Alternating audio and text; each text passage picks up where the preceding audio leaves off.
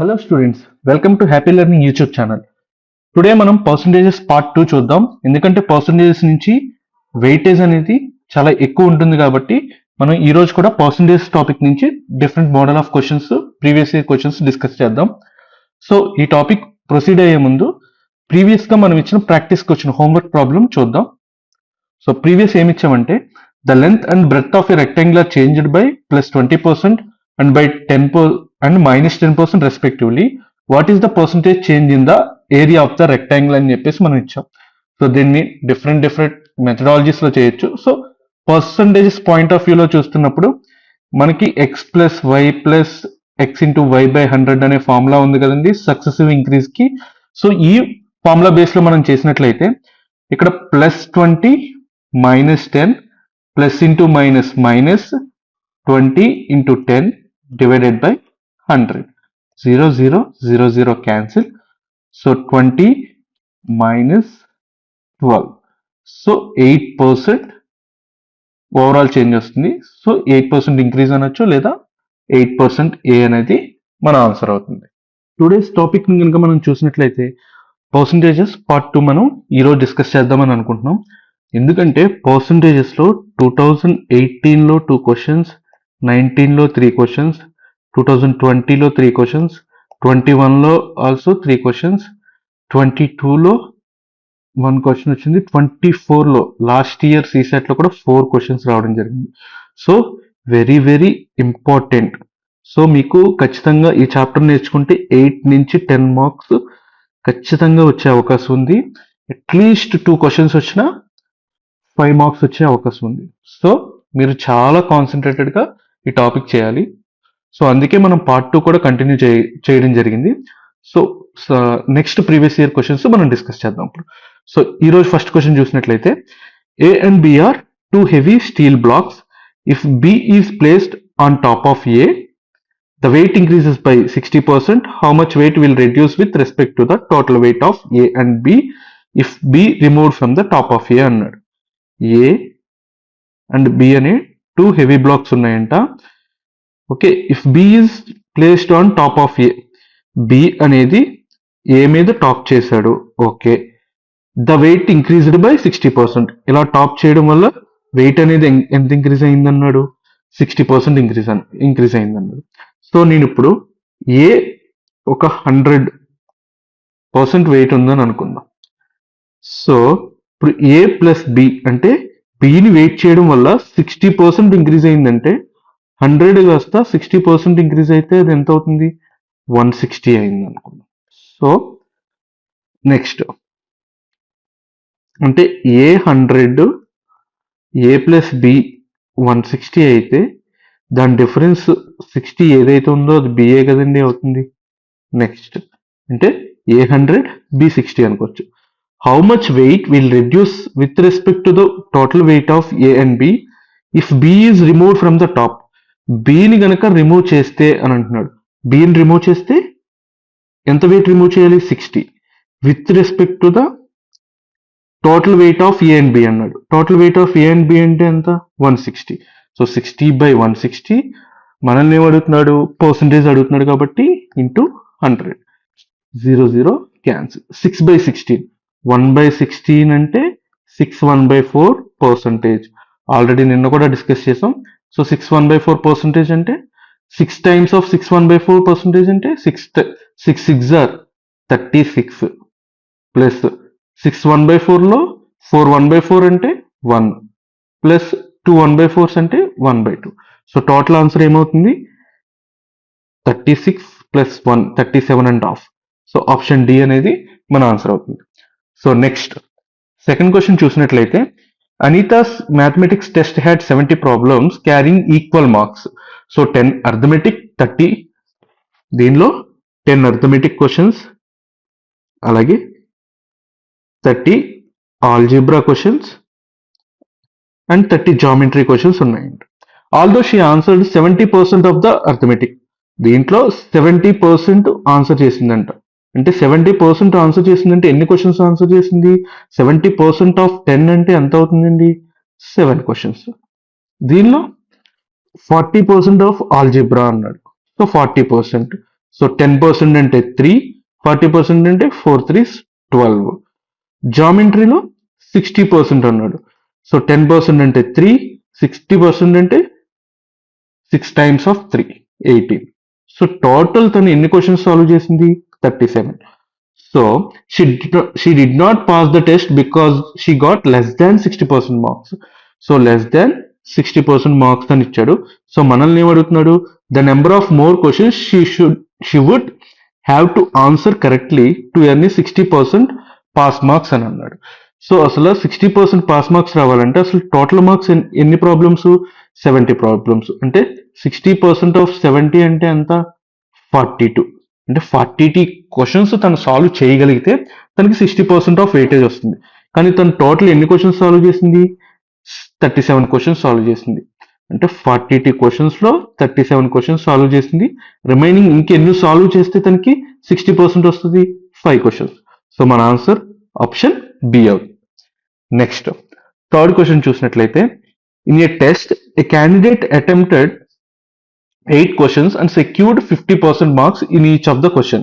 If he obtained a total of 40% in the test and all questions in the test carried equal marks, how many questions were in the test అని చెప్పేసి ఇచ్చాడు. So like మనం ఇప్పుడు total questions X అనుకుందాం. Total questions X, అలాగే marks for each question వచ్చేసి Y అనుకుందాం. అప్పుడు టోటల్ మార్క్స్ ఎంత అవుతుంది? Total marks X into Y అవుతుంది. సో ఇక్కడ ఏమన్నాడు? Candidate attempted 8 questions, secured 50% marks in each of the question అన్నాడు.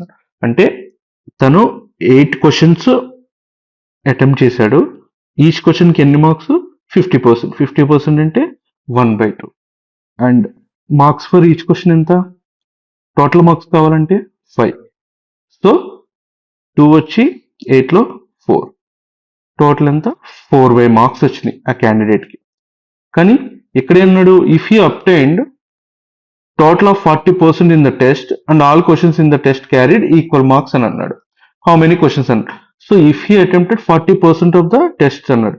So 40% of total marks XY is equal to తనకి 4/5 వచ్చింది. So 40% means 40/100 of x into y equal to 4/. y cancel చేస్తే 4 దీనిలో 10 times 0 0 cancel.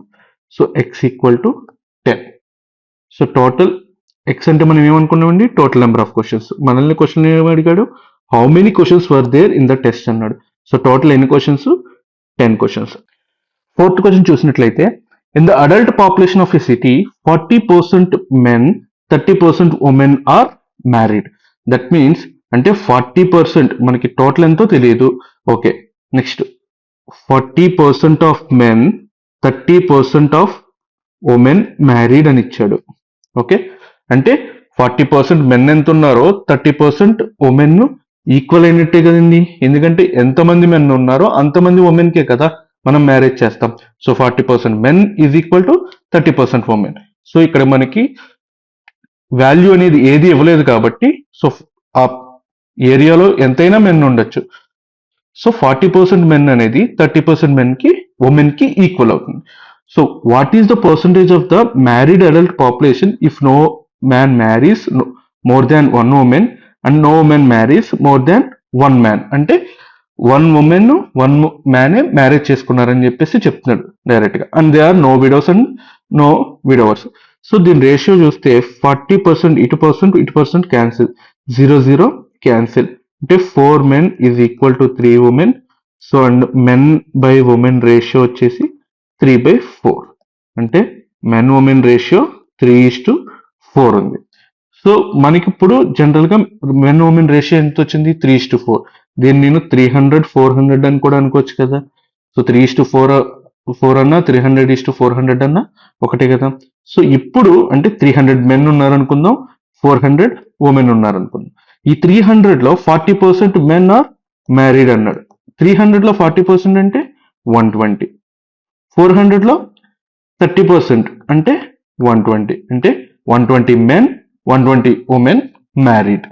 So అప్పుడు 300 400 అనుకుంటే total ఎంత అవుతారండి వాళ్ళు? టోటల్ 700 అవుతారు. సో మెన్ ప్లస్ ఉమెన్ కలిపి 240. మనల్ని ఏం అడుగుతున్నాడు? What is the percentage of the married adult population అని అన్నాడు. ఇప్పుడు మ్యారీడ్ అడల్ట్ పాపులేషన్ వీళ్ళే కదండి, 240 కదండి. If no man marries more than 1 women and no women marries more than 1 man అన్నాడు. అంటే ఈ 240 డివైడెడ్ బై టోటల్ ఎంత పాపులేషన్? 700 ఇంటూ 100.